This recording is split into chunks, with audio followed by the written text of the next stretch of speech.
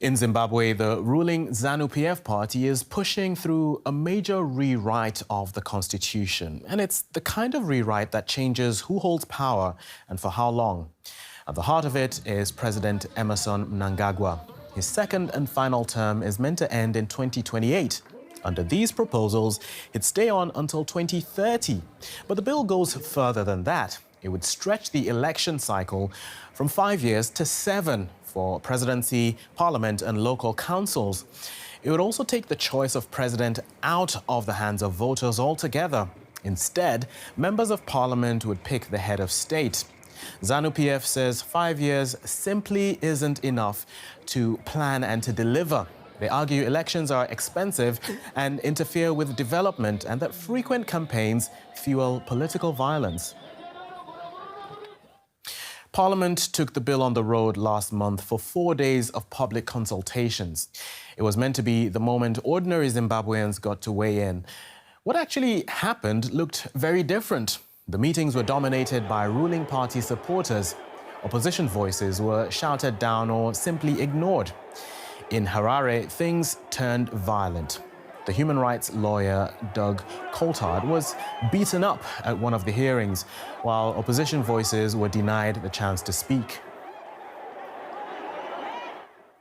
We put all of this to ZANU PF. The party's information director, Farai Marapira, says they don't condone violence. In fact, he argues it's part of the reason the bill is needed in the first place. We as ZANU PF have spoken against violence. We've spoken against this toxicity, this intolerance of one another, and this is actually one of the vices from which we find basis for these electoral changes that we're bringing into CAP 3. This is the exact issue of intolerance for one another, which we're seeking to deal with as we bring in this amendment. The people that engage in violence of any form, be it verbal, physical, or otherwise, they are subject to the law. And we hope that and we believe our police shall apprehend those people and they'll be brought to justice. But away from the public meetings, there are reports that something darker has been going on. One advocacy group has documented more than 5,000 people caught up in rights violations in March alone. We spoke to one opposition member. He says he was seized in broad daylight after attending a meeting to discuss the proposed amendments. To protect his identity, we're calling him Gibson. We bundled, the two of us, we were taken by the belt. Our heads were tugged between our knees so that we could not see where we were going, both of us, and they started to brutalize us. And we were driven to a secluded place. Then from there, they took turns to beat us after putting us in a dish. One, they wanted to know the sponsors of the anti-constitutional amendment bill number 3 were. 2, the contents of the meeting. 3, the next date of the meeting and who was supposed to attend. According to this constitution that we have currently, you have your right to choose, you have a right to express yourself in terms that you want so that you are heard and be considered in national issues. But in this case, you are actually brutalized to have a view that is not in line with the expectations of those who are in power. The gap between the rich and the poor is widening for the country, making it very clear that they are not for the people. They're just self-enriching themselves. Let's speak now to a household name in Zimbabwean politics, Tendai Biti, politician, constitutional lawyer, and currently one of the leaders of the Constitutional Defenders Forum, an initiative campaigning against the proposed constitutional amendment. It's good to have you with us on DW. Now, just to talk about this issue, ZANU PF says that moving the election cycle from 5 years to 7 years is about economic planning, it's about saving money on elections. What's your response to that? It's a lot of rubbish. Election cycles all over the world are 5 years. And there's good reason for that. Regular, free and fair elections create accountability, create obligations, create fear, cement the social contract. So a politician who doesn't perform knows that he'll be gone and gone in no time. So the politician subject to a 5-year cycle knows that he or she must deliver and deliver as a matter of agency. So that is why 5 years are a global standard. So ZANU PF can reinvent the wheel to justify a continued hold on to power. For Christ's sake, they've been in office since 1980. So what difference would making more years available to them when they've been there since 1980 for 46 years, and this country is underdeveloped. This country is a basket case. This country is trapped by multiple layers of poverty.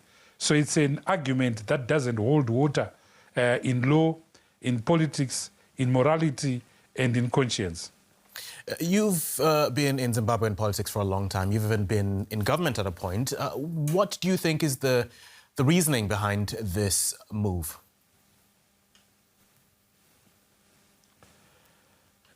The primary reason, of course, is to hold on to power for as long as possible. But behind that is the conflation of power and looting. The conflation of power and kleptocracy. This regime is now owned by cartels, syndicates, and bandits that control the fuel sector, that control the public procurement sector, that control road construction, that control the energy sector. It is these cartels that are running the show, and it is these cartels that want Mr. Mnangagwa to hold on to power for as long as possible. It is this cartel that want to succeed Mr. Mnangagwa.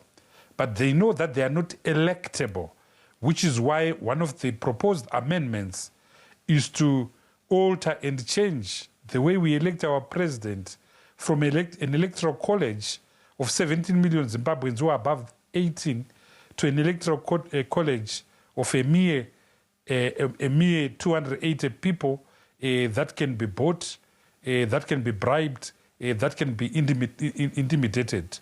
So the term extension agenda is inextricably tied to the aggrandizement agenda, looting for the sake of looting.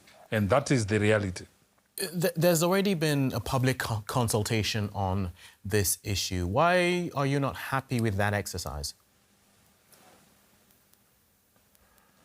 That exercise was a sham. In 2013, we wrote a new constitution.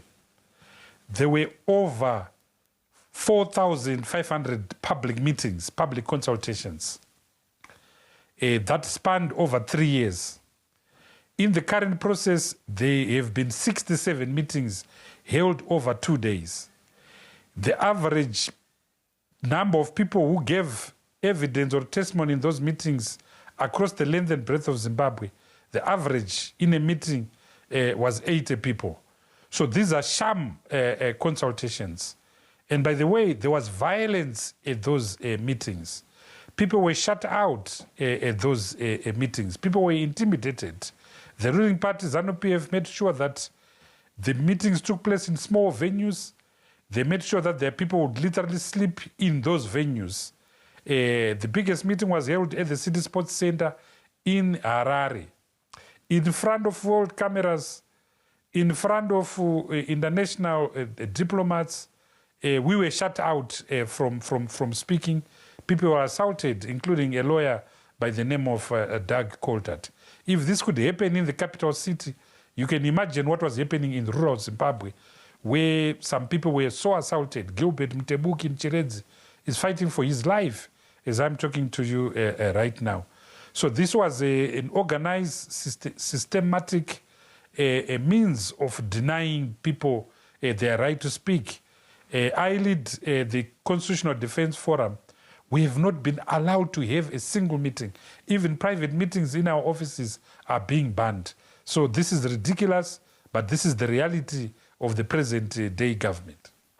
You were even detained in connection with this debate. Can you just give us a brief I was summary of arrested. what happened to you? And so on the 21st of March 2026, I drove to Mutare, Zimbabwe's fifth largest city. It's a border town with Mozambique, to have a meeting with our members. It was a private meeting in a very small room. We were less than 10 people in there.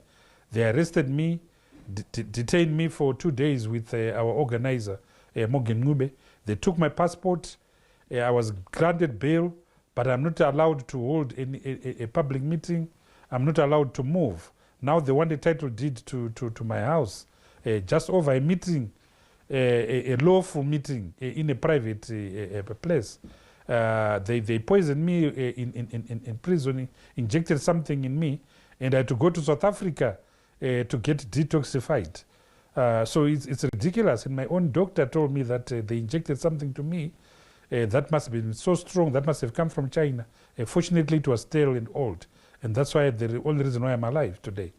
You've been in Zimbabwean politics for a long time. You've seen many hurdles like this, even experienced, as you mentioned, the personal cost as well. I'm just wondering, this current fight you're on, how realistic you think it is, and how you think you can win it.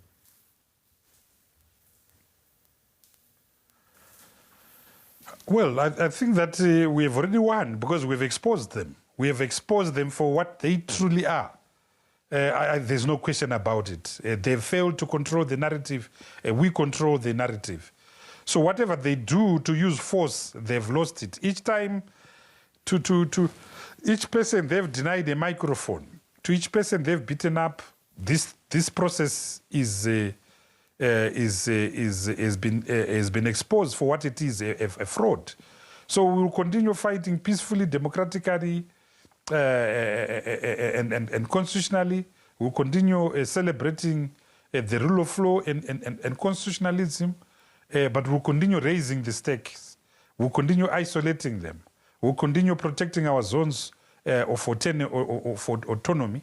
We'll continue building and sustaining this credible alternative view to their views.